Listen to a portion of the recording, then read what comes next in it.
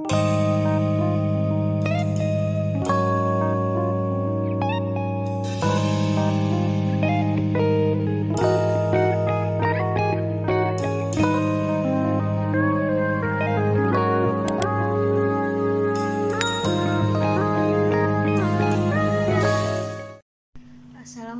warahmatullahi wabarakatuh. Perkenalkan, nama saya Diana Putri Rahayu dari kelas 6 Shift 2. Di sini saya ingin menjelaskan tentang metodologi penelitian.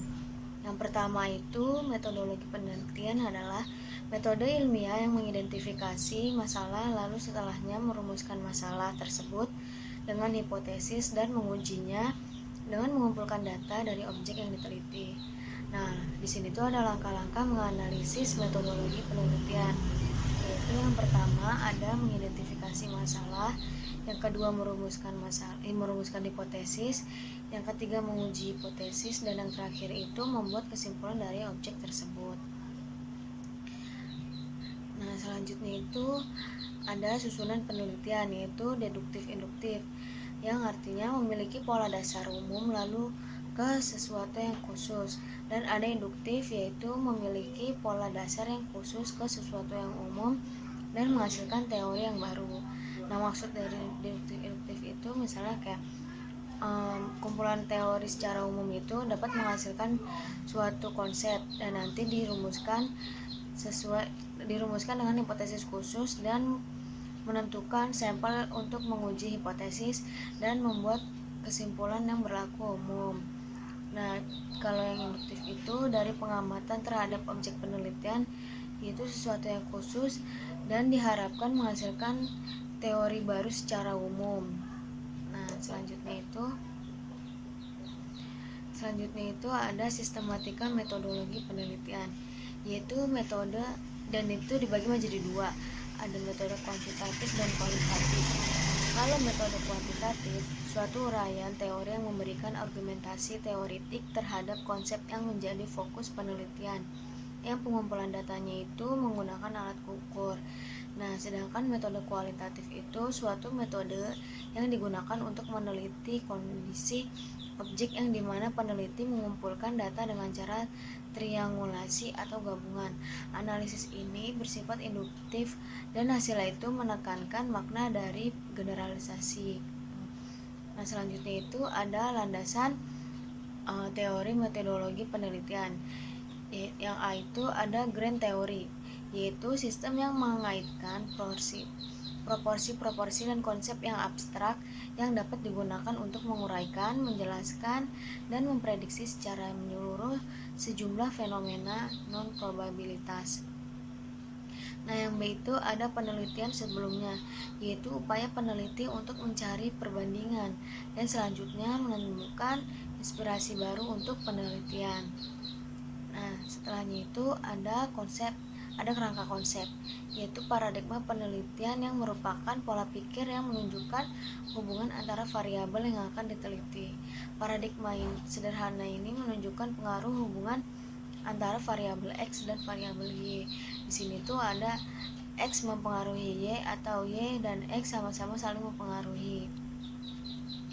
Dan di sini tuh ada hipotesis metodologi penelitian. Yang pertama itu ada hipotesis statistik, yang kedua hipotesis deskriptif, yang ketiga hipotesis komparatif, yang keempat hipotesis asosiatif atau hubungan, yang kelima ada hipotesis kausal.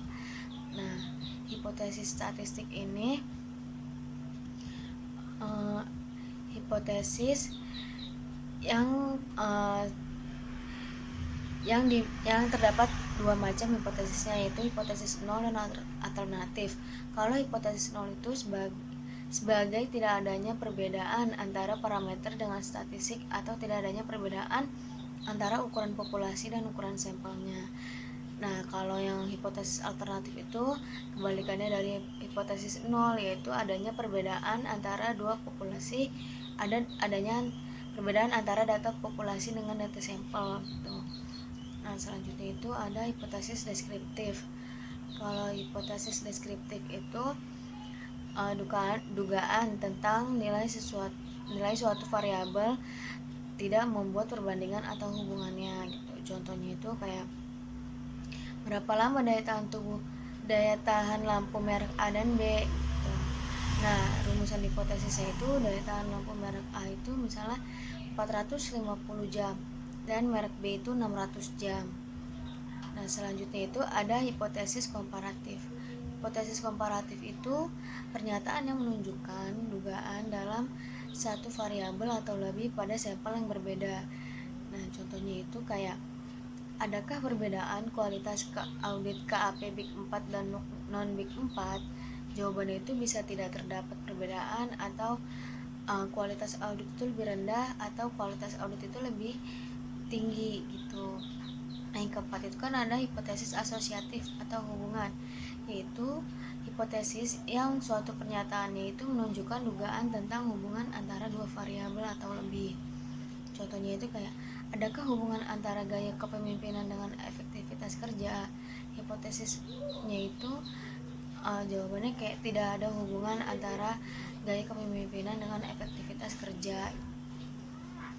Yang kelima itu ada hipotesis kausal, yaitu hipotesis yang pernyataannya itu menunjukkan dugaan tentang pengaruh dua variabel atau lebih.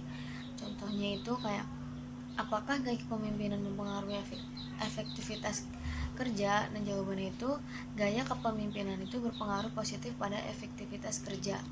Nah, yang selanjutnya itu ada desain penelitian, yaitu rancangan penelitian yang menjelaskan berbagai cara yang digunakan untuk menjawab permasalahan tentang populasi dan sampel, jenis data, definisi operasional, dan metode analisis data. Nah, di sini tuh ada skala pengukuran dan instrumen penelitian, yaitu dibagi menjadi 4. Ada skala nominal, skala ordinal, skala interval, dan skala rasio. Kalau skala interval itu skala yang dimana mengukur sikap, pendapat, dan persepsi seseorang atau kelompok orang tentang fenomena tersebut. Nah, skala ini itu variabel itu dijabarkan sebagai indikator, dan indikatornya itu dijadikan sebagai item pernyataan. Nah, kalau yang nominal itu skala pengukurannya itu di mana angka tidak memiliki makna kecuali hanya sebagai pembeda. Contohnya itu kayak pria wanita atau departemen akuntansi dengan departemen pemasaran. Yang selanjutnya itu ada skala ordinal. Skala ordinal itu skala yang memiliki makna rating.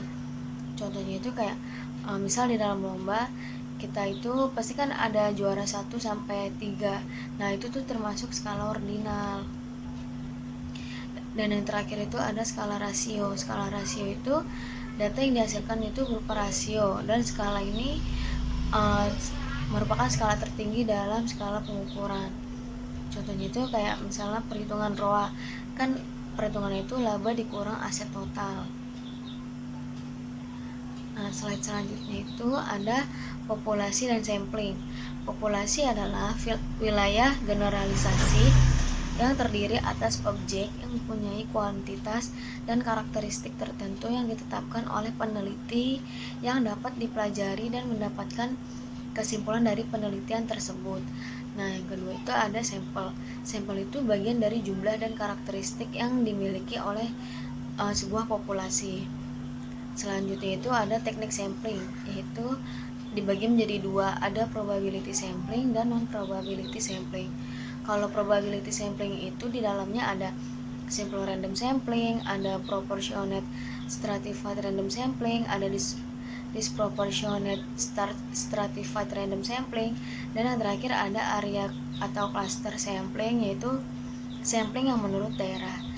Dan kalau menurut non probability sampling itu ada sampling sistematis, sampling kuota, ada sampling aksidental, ada purposive sampling, ada sampling jenuh, dan ada snowball sampling. Nah, di sini tuh ada analisis data. Analisis data itu merupakan kegiatan setelah data dari seluruh responden atau sumber data lain terkumpul.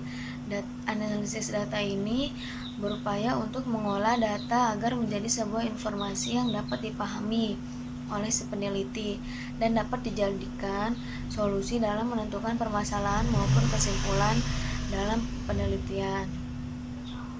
Nah, di sini tuh ada teknik analisis data, itu dibagi menjadi dua, ada teknik statistik deskriptif dan statistik inferensial. Kalau statistik deskriptif itu statistik yang metodenya berhubungan dengan data yang datanya itu sampai menjadi informasi yang berguna dan tidak mengharuskan mendapatkan kesimpulan dari analisis tersebut.